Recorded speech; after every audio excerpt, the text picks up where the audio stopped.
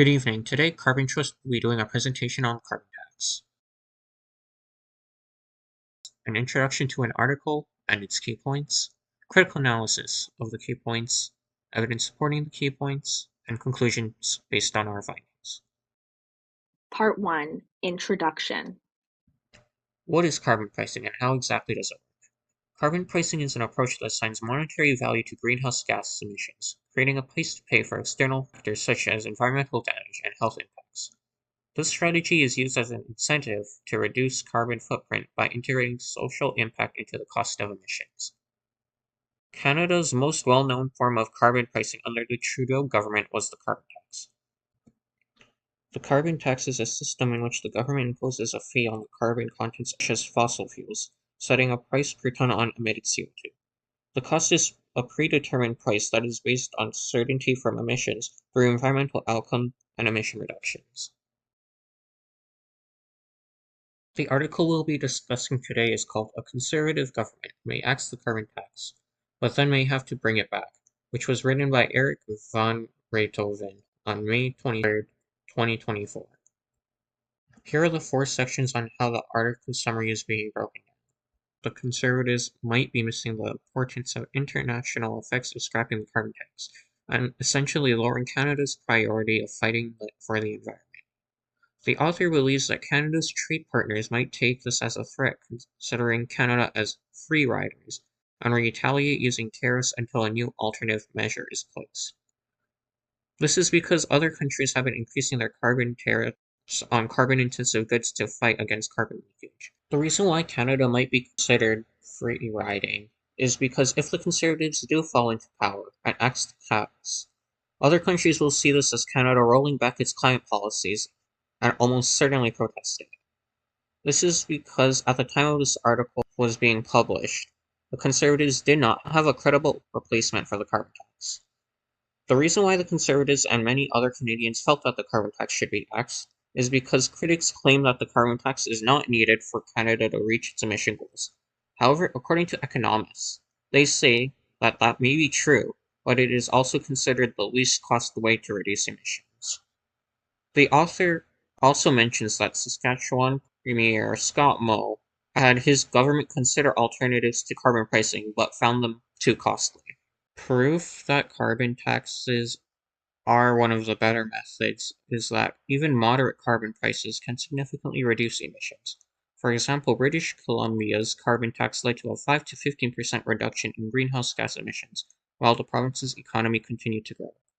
Carbon pricing systems often include rebates or tax reductions to offset costs for households. The federal government returns the majority of the carbon pricing revenues, and 90% returns of revenue to households, and uses the remaining 10% in small businesses, schools, and hospitals. Are the Conservatives being too careless?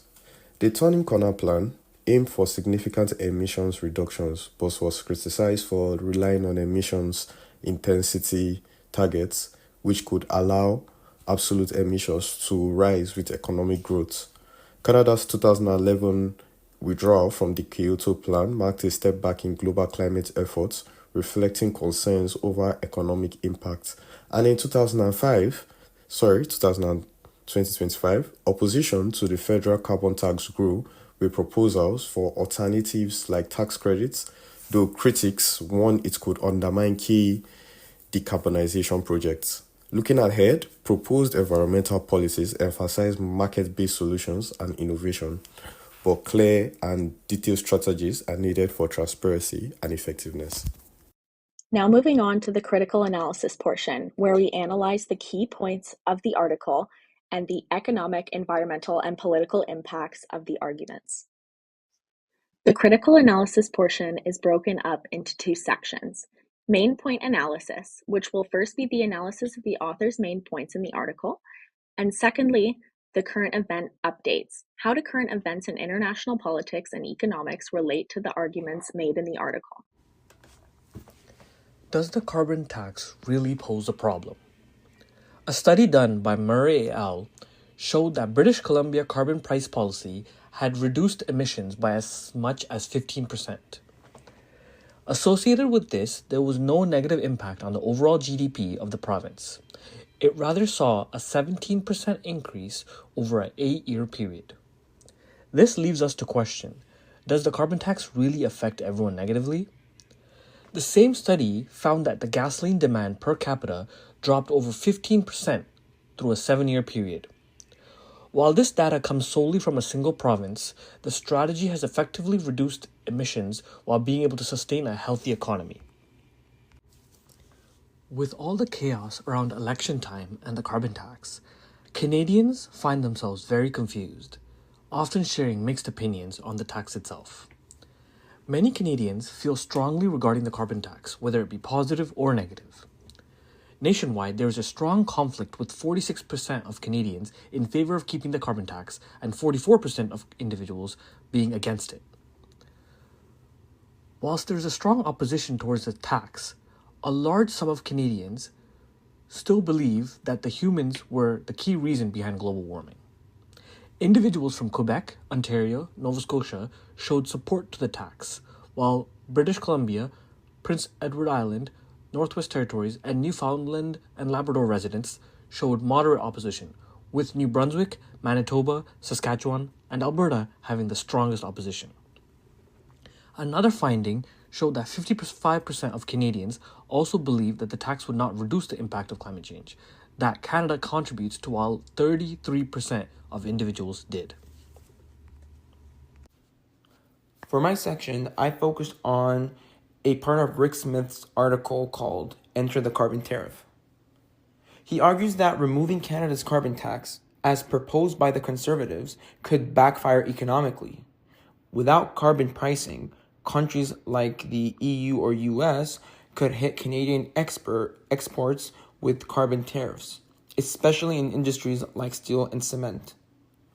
So even if we remove the tax here, we might still end up paying for emissions elsewhere. To support this, I found a second article from Global Affairs Canada published in 2024. It shows that Canada's carbon pricing system helps protect our exports from being taxed under the EU's Carbon Border Adjustment Mechanism, or CBAM. Basically, if we have strong climate policies, we avoid those tariffs. So this article backs up Smith's point. Carbon pricing isn't just about climate, it's about trade advantage. The article expresses the notion of a greening American Leviathan, which we have broken down into 3 parts. Part 1, the Green Revolution. In the article, it is quoted that almost 2/3 of Americans want their federal government to do more on climate change. Broad bipartisan support. In 2024, the support was from both major parties in American politics when it came to climate change legislation. They may have had 2 different ideas of what climate change legislation was, but they were at least both on a similar page. Biden's Inflation Reduction Act in 2022. Biden's Inflation Reduction Act was argued in the article to represent a socio-political shift towards green legislation in the United States. It is also regarded as one of the most intense pieces of legislation targeting climate change in the history of the United States. But unfortunately, like many things that have to do with climate change, it is 1 step forwards and 2 steps backwards. Current events. The tax is axed. As of April 1st, 2025, the new Liberal government leader and Canada's newest Prime Minister, Mark Carney, will remove the consumer carbon tax, while the industrial carbon tax will remain the same. The European Union's new carbon pricing system coming into effect in 2026. USA-Canada relations. One of the main arguments in the article was that Canada cannot risk to lose the United States as a trading partner.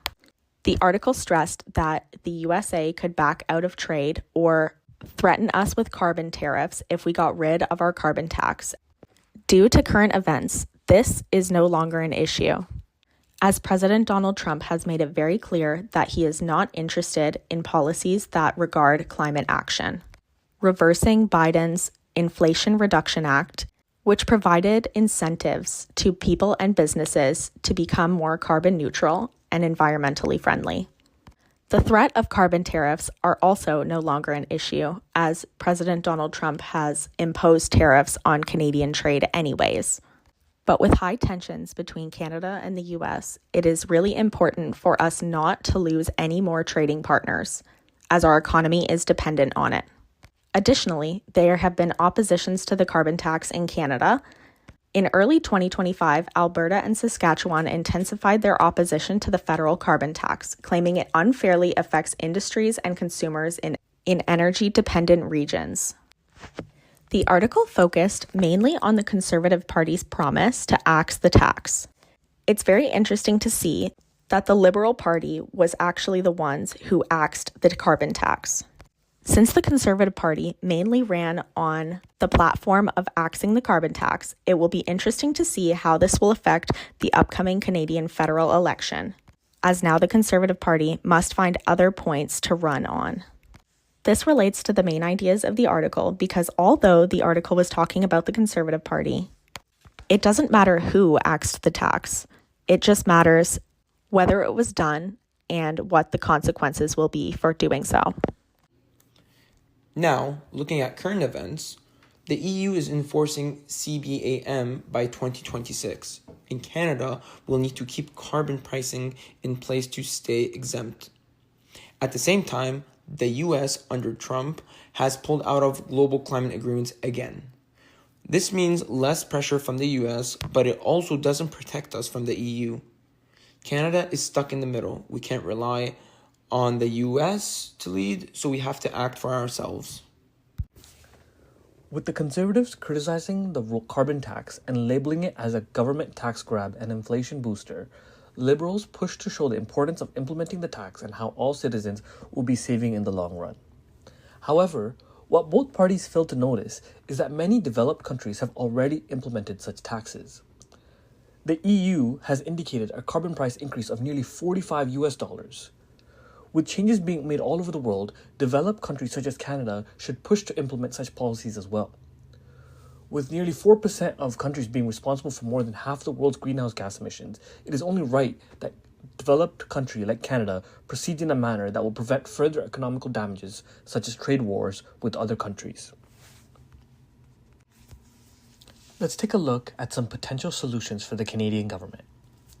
A move toward a sustainable economy and lower carbon emissions will require us to implement cleaner electricity generation strategies. More laws supporting the adequate management of reforestation projects will be a key player in tapering off carbon levels. Expanding public transportation options serves to shift individuals from private vehicles to transit, where a reduction in greenhouse gas emissions can be seen.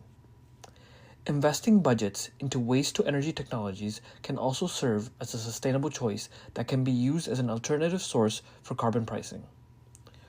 While all these alternatives do seem enticing, the least expensive option is to continue on with the carbon pricing tax. So, how do the two articles compare? Rick Smith says getting rid of the carbon tax could lead to foreign tariffs. Global Affairs Canada confirms that carbon pricing protects our exports, especially in Europe. Even though the US is stepping back, the EU is moving forward. If we remove carbon pricing now, Canada risks losing its trade advantage. Both articles agree Canada gains economically from having a strong carbon pricing system. If we get rid of it, we might still have to pay, but instead of keeping the money in Canada, we'd be paying other countries through tariffs. Thank you. So now we are going to conclude this presentation with just a few key points. So Canada's carbon pricing strategies position it as a leader in environmental governance, but further progress relies on harmonizing policies across governments and encouraging global collaboration. Effective carbon pricing requires international cooperation to ensure fairness for industries. However, slow implementation remains a critical challenge, delaying meaningful progress in tackling the climate crisis. To be successful, these policies must strike a balance between sustainability and economic growth. urging faster and more decisive action to meet global climate goals. Thank you.